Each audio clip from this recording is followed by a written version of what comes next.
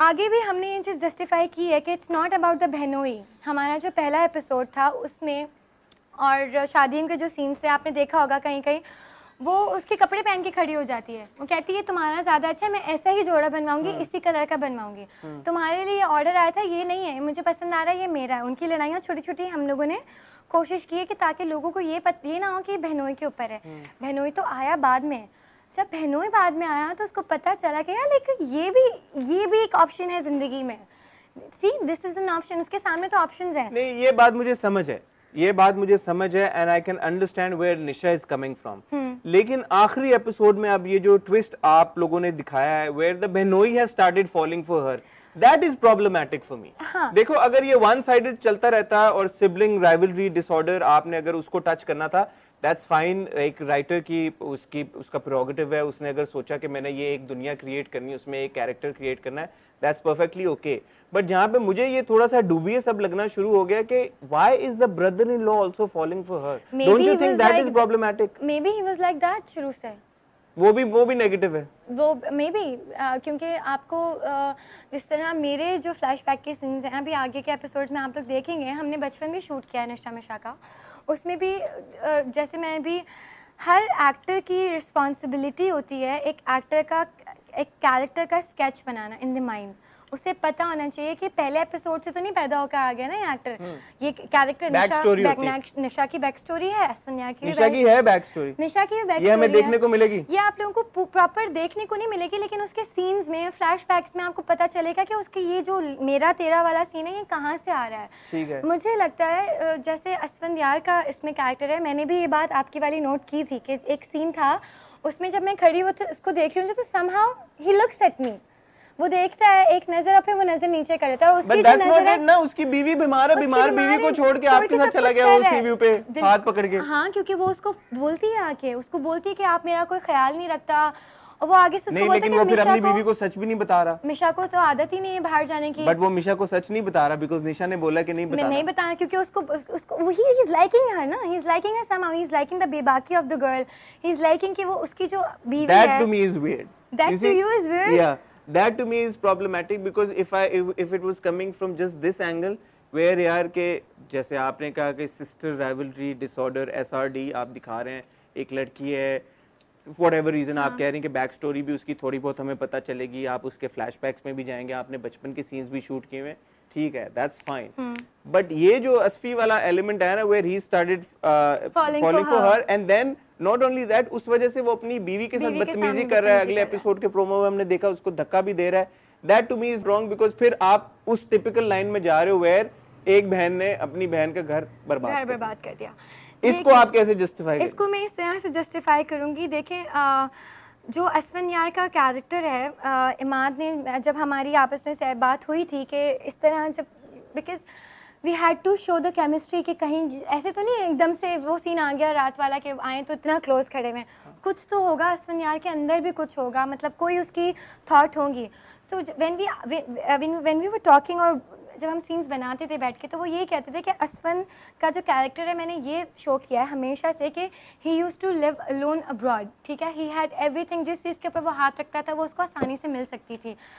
उसने कभी कमरे से बाहर जिंदगी गुजारी ही नहीं, उसने कभी कोई चीज देखी नहीं, उसको एक लड़की पसंद आई, पहले जब वो पाकिस्तान वापस आया उसको लड़की पसंद आई। ये पाकिस्तान आके आप बात करें ना कि पाकिस्तान कमरे के बाहर जिंदगी, वरना तो जिंदगी गुजार के आया, जिंदगी गुजार के आया, मतलब वहाँ भी he used to live alone, उसकी वो हमेशा बिजनेस में जिस तरह के उनके बचपन, उसके माँ बाप बचपन में यू नो वो फौत हो गए थे तो he used to live alone वहाँ बाहर और खुद ही अपना सारा काम करना सारा कुछ। जब वो यहाँ पर आया तो ही वाज सेम बिल्कुल नाइस था, यू नो अंडर एक्सप्रेशंस और अंडर द कंट्रोल सारा कुछ।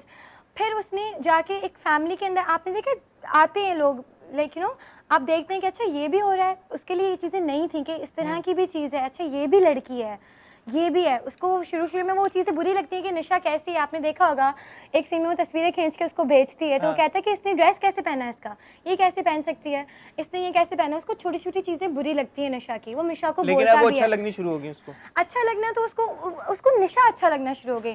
जिस तरह से वो जाके आपने देखा है, आप आगे आगे देखेंगे कि हमने उसको भी बिल्कुल इस चीज़ को भी कंट्रोल रखने की कोशिश की है।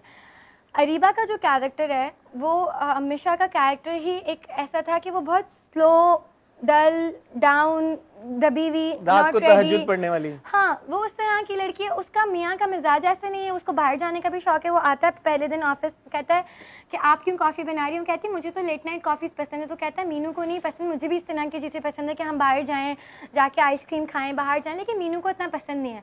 उसको वो बात पता चलती है कि इसको बाहर जाना पसंद है। नेक्स्ट डे वो उसके सामने आके खड़ी हो जाती है, आप मुझे बाहर लेके चलें। तो उसे लेके जाते हो, कहते हैं मैंने इसको कल बोला था, अभी जा रही है मेरे साथ, मतलब कोई तो है। मीनू को बुला लेते हैं। वो कहती नहीं, मीनू तो सो रही होगी। वो जाके देखते हो वाकई मीनू सो रही होती है।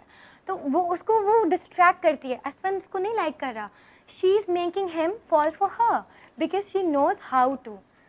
ठीक है, आपने ये बात समझाई और आपने ये भी कहा कि बैक स्टोरी भी आएगी, सब कुछ आएगा। और मैं दोबारा कह रहा हूँ कि ठीक है, एक राइटर ने अपनी एक दुनिया क्रिएट कर दी, उसका प्रोगेटिव है।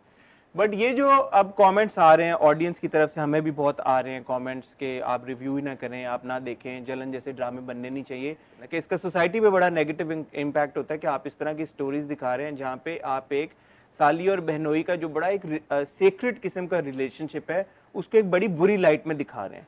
How do you address those comments now? मैं तो बिलीव करती हूँ हमारी जो सोसाइटी में एक्चुअली हो रहा है, एंड इट हैपन्स बिकॉज मुझे भी from my childhood I remember something like this. मुझे याद है कि मैंने अपनी आंखों के सामने ये चीज़ देखी हुई है। क्या ये बिल्कुल ऐसी चीज, ऐसी सिचुएशन देखी हुई है कि where a sister and a brother-in-law are you know just very close with each other. I have seen it. I was a child. I was 9 years old when I saw something like this from my house. और अपने घर से किसी और घर में मैंने देखी थी ये बात। I know it happens. ये ऐसी चीज़ नहीं कि नहीं होती। Amongst your neighbors this was happening.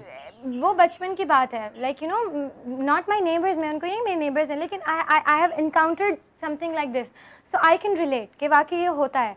So मेरा मकसद ये नहीं कि सोसाइटी के ऊपर मैं बुरा इम्पैक्ट डालूँ, लेकिन हमारे यहाँ जब ये है कि हर वक्त रोना धोना आप दिखा रहे हैं, बेवा हो गई है, मर गई है, थप्पड़ पड़ रहा है, ये हो रहा है, वो हो रहा है, आप वो चीज़ें भी तो एंजॉय करते हैं ना। It's just a drama. मेरे लिए ये ड्रामा कैरेक्टर प्ले करना वो ये नहीं था कि मैं सोसाइटी को एक बुरी चीज़ सिखा रही हूँ। मेरे लिए वो ये चीज़ थी कि मेरे पास एक स्क्रिप्ट आया है, तो व्हाई नॉट अपनी बॉडी ऑफ वर्क एक्सपेंड करने के लिए एक अलग कैरेक्टर प्ले करने के लिए। Show my fans that I am capable of this.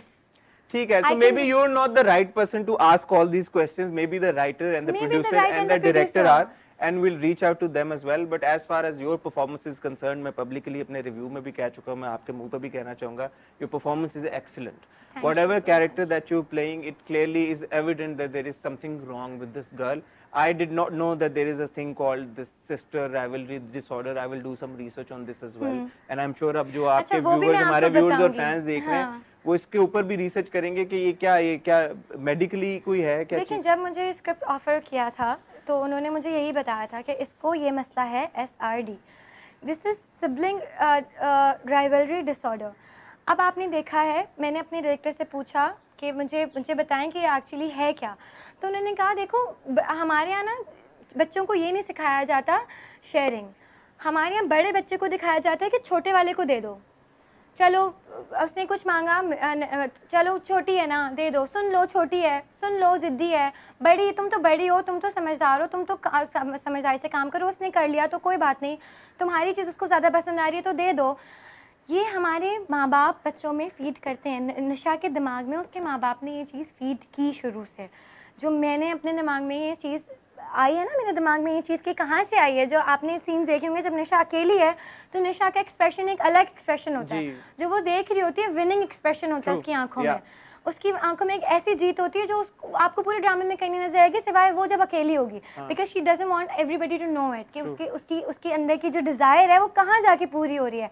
उससे वो डिज़ायर कहीं जाके उससे वो चीज़ प्लीज़ करती है तो वो जाके खुश होती है, जो वो जाके स्माइल देती है, वो अपनी आंखों से स्माइल करती है कि उसको वो चीज़ रिलैक्स कर रही है। दूसरों को तकलीफ़ दे के, दूसरों को परेशान करके, उसको वो दूसरों की चीज़ें छीन के she makes her self happy. लेकिन उधर गलती किसकी है? उधर गलती है निशा के माँ बाप की। जो माँ बाप में ये जो डिसऑर्डर इशू है, ये हमारे पेरेंट्स का काम है बेसिकली।